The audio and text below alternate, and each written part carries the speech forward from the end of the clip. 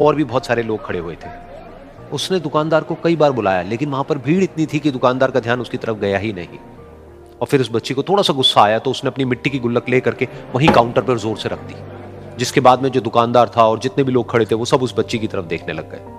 और फिर उस दुकानदार ने उस बच्ची से पूछा, बेटे आपको क्या चाहिए? तो वो बड़े ही भोलेपन से बोली कि मुझे एक चमत्कार चाहिए। ये सुनकर के दुकानदार को कुछ समझ नहीं आया, ना ही वहां पर जो लोग थे उनको कुछ समझ में आया, और सब उसकी तरफ देखने लग गए। फिर दुकानदार ने बोला, बेटे चमत्कार तो यहां पर नहीं मिलता है। तो बच्ची को लगा कि वो उससे झूठ बोल रहा है, तो बच्ची ने कहा कि मेरी गुल्लक में बहुत पैसे हैं, आप बताओ आपको कितने पैसे चाहिए, लेकिन मैं आज यहां से चमत्कार लेकर के ही जाऊंगी। तो वहीं काउंटर पे एक और आदमी खड़ा था, उसने उस बच्ची से पूछा कि बेटे क्यों चाहिए तुमको चमत्कार? तब उस बच्ची ने अपनी कहानी बताई कि अभी कुछ दिन पहले मेरे भाई के सर में बहुत तेज दर्द हुआ, तो मेरे पापा मम्मी उसको हॉस्पिटल ले गए। उसके बाद कई दिन तक मेरा भाई घर नहीं आया। तो मैंने कई बार अपने पापा से पूछा, लेकिन उन्होंने मुझे कुछ नहीं बताया। उन्होंने बार बार यही कहा कि वो आ जाएगा, वो कल आ जाएगा, वो कल आ जाएगा, लेकिन वो आ ही नहीं रहा था। तो मैंने देखा कि मम्मी रो रही है, और पापा मम्मी को कह रहे थे कि उसकी दवाइयों के लिए और उसके इलाज के लिए जितने पैसे चाहिए उतने मेरे पास में नहीं है, अब उसको कोई चमत्कार ही बचा सकता है।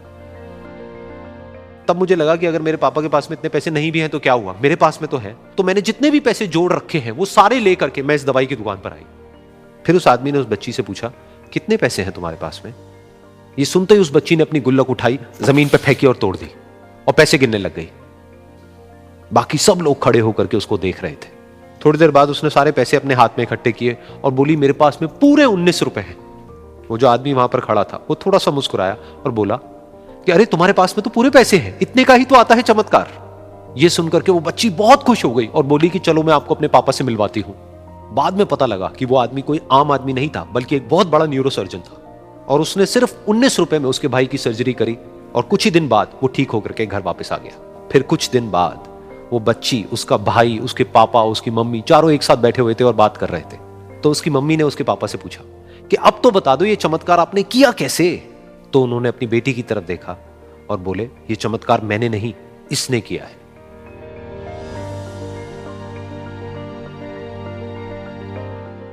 तो यहां पर एक बहुत बड़ी बात है जो हम उस छोटी सी बच्ची से सीख सकते हैं कि जिंदगी में कभी कभी ऐसा होता है कि हमको कोई रास्ता नजर नहीं आ रहा होता है और हम लोग हिम्मत हार जाते हैं। तब हमारे अंदर एक बच्चा होता है जो कोशिश करने से कभी भी पीछे नहीं हटता है।